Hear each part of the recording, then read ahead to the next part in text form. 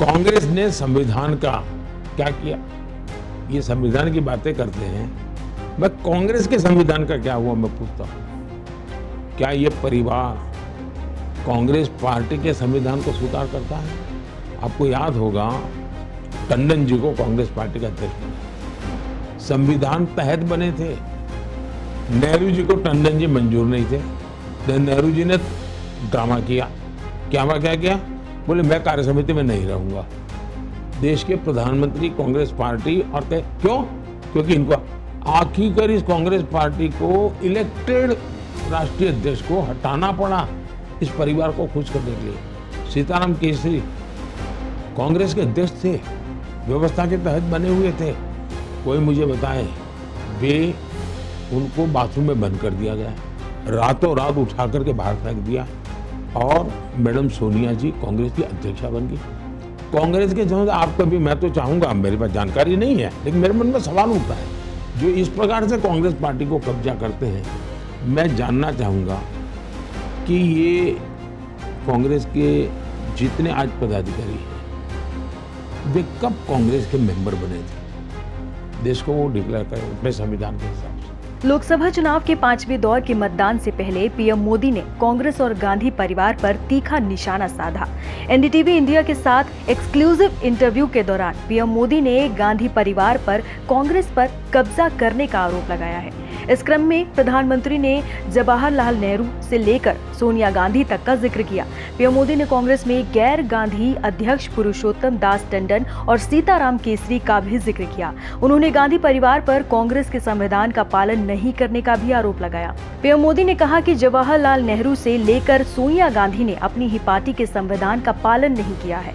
उन्होंने कहा कि इतिहास गवाह रहा है कि गांधी परिवार को खुश करने के लिए कांग्रेस के व्यवस्था के तहत चुने गए अध्यक्षों को हटाया गया है। विपक्ष के 400 सीट और संविधान बदलने के आरोप से जुड़े एक सवाल के जवाब में पीएम मोदी ने कहा कि कांग्रेस ने संविधान का क्या किया, ये संविधान की बातें करते हैं। उन्होंने कहा कि कांग्रेस के संविधान का क्या हुआ ये मैं पूछता हूँ। क्या ये परिवार कांग्रेस पार्टी के संविधान को स्वीकार करता है? आपको याद होगा कि टंडन जी यानी कि पुरुषोत्तम दास टंडन को कांग्रेस पार्टी का अध्यक्ष बनाया गया था, संविधान के तहत बने थे। पीएम मोदी ने कहा कि नेहरू जी को टंडन जी मंजूर नहीं थे, फिर नेहरू जी ने ड्रामा किया और बोले कि मैं कार्य समिति में नहीं रहूंगा। पूछा क्यों? क्योंकि इनको आखिरकार कांग्रेस पार्टी को इलेक्टेड राष्ट्रीय अध्यक्ष को हटाना पड़ा इस परिवार को खुश करने के लिए। प्रधानमंत्री मोदी ने कहा कि सीताराम केसरी कांग्रेस के अध्यक्ष थे, व्यवस्था के तहत बने हुए थे। कोई मुझे बताए कि उनको बाथरूम में बंद कर दिया गया था। आखिर क्यों? रातों रात उठाकर बाहर फेंक दिया गया और मैडम सोनिया गांधी कांग्रेस की अध्यक्ष बन गई। उन्होंने कहा कि मेरे पास जानकारी नहीं है लेकिन मेरे मन में सवाल उठता है, जो इस प्रकार से कांग्रेस पार्टी पर कब्जा करते हैं। मैं जानना चाहूंगा कि आज कांग्रेस के जितने पदाधिकारी हैं वो कांग्रेस के मेंबर बने थे। देश को वो डिक्लेयर करें अपने संविधान के हिसाब से। कौन है सीताराम केसरी? 1951 में राजीव गांधी की हत्या के बाद और उस वर्ष आम चुनावों में कांग्रेस सबसे बड़ी पार्टी के रूप में उभरी। पीवी नरसिम्हा राव ने वामपंथियों द्वारा समर्थित गठबंधन सरकार का नेतृत्व करते हुए प्रधानमंत्री के रूप में कार्यभार संभाला। उस समय कांग्रेस नेताओं ने सोनिया गांधी से पार्टी की कमान संभालने की गुहार लगाई थी, लेकिन उन्होंने मना कर दिया था। बाद में राव को कांग्रेस अध्यक्ष चुना गया। हालांकि 1996 के चुनावों में पार्टी के निराशाजनक प्रदर्शन और राव के खिलाफ भ्रष्टाचार के आरोपों ने पार्टी नेताओं को पार्टी प्रमुख के रूप में उनके इस्तीफे की मांग करने के लिए प्रेरित किया। राव ने उसी वर्ष सितंबर में पार्टी के प्रमुख के रूप में इस्तीफा दे दिया और सीताराम केसरी को उनका उत्तराधिकारी चुना गया। वरिष्ठ कांग्रेस नेताओं ने सोनिया गांधी को पार्टी में अधिक प्रमुख भूमिका निभाने के लिए राजी करना जारी रखा। 1957 में सोनिया गांधी ने आत्मसमर्पण कर दिया और घोषणा की कि वो 1998 के लोकसभा चुनावों के लिए पार्टी के लिए प्रचार करेगी। केसरी तब भी कांग्रेस के अध्यक्ष थे, लेकिन सोनिया गांधी को पदभार संभालने की अनुमति देने के लिए उन पर पद छोड़ने का दबाव बढ़ रहा था। हालांकि केसरी इतनी आसानी से नहीं जाना चाहते थे। 14 मार्च 1998 को वो कांग्रेस कार्य समिति की बैठक में भाग लेने के लिए 24 अकबर रोड स्थित कांग्रेस मुख्यालय पहुंचे, इस विश्वास के साथ कि एक निर्वाचित अध्यक्ष को हटाना पार्टी के संविधान के खिलाफ होगा। बैठक में तारिक अनवर के अलावा किसी और ने उनका स्वागत किया। इसके बाद प्रणब मुखर्जी ने केसरी को उनकी सेवाओं के लिए धन्यवाद देते हुए एक प्रस्ताव पढ़ना शुरू किया। केसरी को पता नहीं था कि कांग्रेस कार्य समिति के अधिकांश सदस्यों ने निर्धारित बैठक से पहले मुखर्जी के आवास पर एक बैठक की थी, जहां वो केसरी को उनकी सेवाओं के लिए धन्यवाद देते हुए एक प्रस्ताव पारित करने पर सहमत हुए और उन्होंने एक अन्य घोषणा की कि सोनिया गांधी पार्टी के नए अध्यक्ष के रूप में पदभार संभालेंगी। क्रोधित केसरी सभा छोड़कर चले गए। सोनिया गांधी ने 19 वर्षों तक अध्यक्ष के रूप में कार्य किया और सबसे लंबे समय तक कांग्रेस की अध्यक्ष रही। 2017 में उन्होंने अपने बेटे के लिए पार्टी अध्यक्ष के रूप में पदभार संभालने का रास्ता बनाया। क्या है शाहबानो का मामला? मोहम्मद अहमद खान बनाम शाहबानो बेगम मामले को मुस्लिम महिलाओं के अधिकारों की रक्षा के लिए लड़ाई में कानूनी मील के पत्थर के रूप में देखा जाता है, जबकि सर्वोच्च न्यायालय ने मामले में गुजारा भत्ता के अधिकार को बरकरार रखा। फैसले ने एक राजनीतिक लड़ाई के साथ साथ एक विवाद भी शुरू कर दिया कि अदालतें मुस्लिम पर्सनल लॉ में किस हद तक हस्तक्षेप कर सकती हैं। इस मामले ने नियमित अदालतों में विवाह और तलाक के मामलों में समान अधिकारों के लिए मुस्लिम महिलाओं की लड़ाई का आधार तैयार किया, जिसका सबसे हालिया उदाहरण शायरा बानो मामला है। इसमें सर्वोच्च न्यायालय ने तत्कालीन 3 तलाक की प्रथा को अमान्य कर दिया था। अब अप्रैल 1978 में एक 62 वर्षीय मुस्लिम महिला शाहबानो ने अपने तलाकशुदा पति मोहम्मद अहमद खान से भरण पोषण की मांग करते हुए अदालत में एक याचिका दायर की।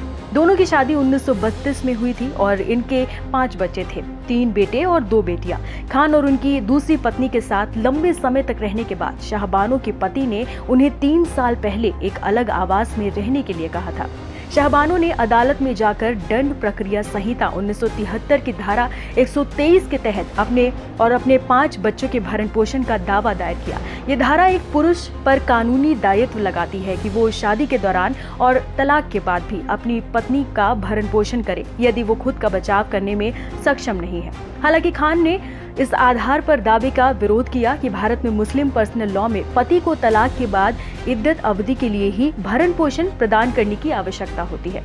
खान के तर्क का समर्थन अखिल भारतीय मुस्लिम पर्सनल लॉ बोर्ड ने किया, जिसने तर्क दिया कि अदालतें उन मामलों में हस्तक्षेप करने की स्वतंत्रता नहीं ले सकती है जो मुस्लिम पर्सनल लॉ के तहत निर्धारित है। ये कहते हुए कि ये मुस्लिम पर्सनल लॉ यानी कि शरीयत आवेदन अधिनियम 1937 का उल्लंघन करेगा। बोर्ड ने कहा कि अधिनियम के अनुसार अदालतों को तलाक, भरण पोषण और अन्य पारिवारिक मुद्दों पर शरीयत के आधार पर निर्णय देने थे। विस्तृत दलीलों के बाद 1985 में भारत के सर्वोच्च न्यायालय द्वारा निर्णय पारित किया गया था इस सवाल पर कि क्या सीआरपीसी 1973 जो सभी भारतीय नागरिकों पर लागू होता है, चाहे वो किसी भी धर्म के हो, इस मामले में लागू हो सकता है। भारत के मुख्य न्यायाधीश वाई चंद्रचूड़ ने उच्च न्यायालय के उस फैसले को बरकरार रखा जिसने शाहबानो को सीआरपीसी के तहत रखरखाव का आदेश दिया था। अपने हिस्से के लिए शीर्ष अदालत ने रखरखाव राशि में वृद्धि की। कौन है पुरुषोत्तम दास टंडन?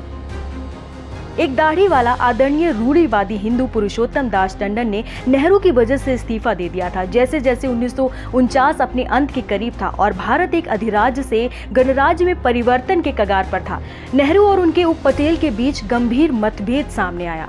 नेहरू उस समय के गवर्नर जनरल सी राजगोपालचारी को भारत के पहले राष्ट्रपति के रूप में चाहते थे और उन्हें यहाँ तक कि उन्हें आश्वासन भी दिया था कि उन्हें इस पद के लिए नामित किया जाएगा।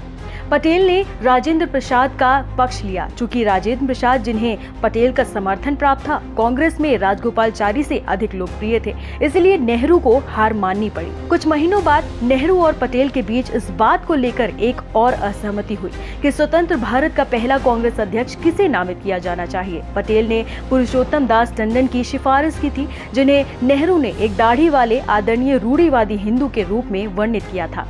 इतिहासकार रामचंद्र गुहा ने अपनी पुस्तक इंडिया आफ्टर गांधी में लिखा है, कैसे नेहरू ने भारत के सभी क्षेत्रों पर हिंदू थोपने का समर्थन करने के लिए टंडन की आलोचना की। नेहरू टंडन द्वारा शरणार्थियों के एक सम्मेलन में पाकिस्तान के खिलाफ बदला लेने की बात कहने से भी नाराज थे। गुहा लिखते हैं कि नेहरू का मानना था कि भारत को हिंदुओं और मुसलमानों के बीच सुलह की नीति की आवश्यकता है। प्रधानमंत्री की अपनी पार्टी प्रमुख राजनीतिक दल के अध्यक्ष के रूप में टंडन का चुनाव सभी गलत संकेत भेजेगा। नेहरू की आपत्तियों के बावजूद टंडन ने 1950 में कांग्रेस के वार्षिक सत्र में आसानी से जीत गए थे। इससे नेहरू इतने नाराज हो गए कि उन्होंने राजगोपालचारी को लिखा कि उन्हें कैसा लगा कि टंडन का चुनाव पार्टी में उनकी उपस्थिति से अधिक महत्वपूर्ण माना जाता है। नेहरू ने यह दावा करते हुए इस्तीफा दिया और धमकी भी दी कि सांप्रदायिक और प्रतिक्रियावादी ताकतें टंडन की कांग्रेस पार्टी प्रमुख के रूप में पदोन्नति से बहुत खुश है। उन्होंने कहा कि सांप्रदायिकता और पुनरुत्थानवाद की भावना ने धीरे धीरे कांग्रेस पर आक्रमण कर दिया है। इस घटना के कुछ महीनों के भीतर ही पटेल की दिसंबर 1950 में बॉम्बे में दिल का दौरा पड़ने से मृत्यु हो गई।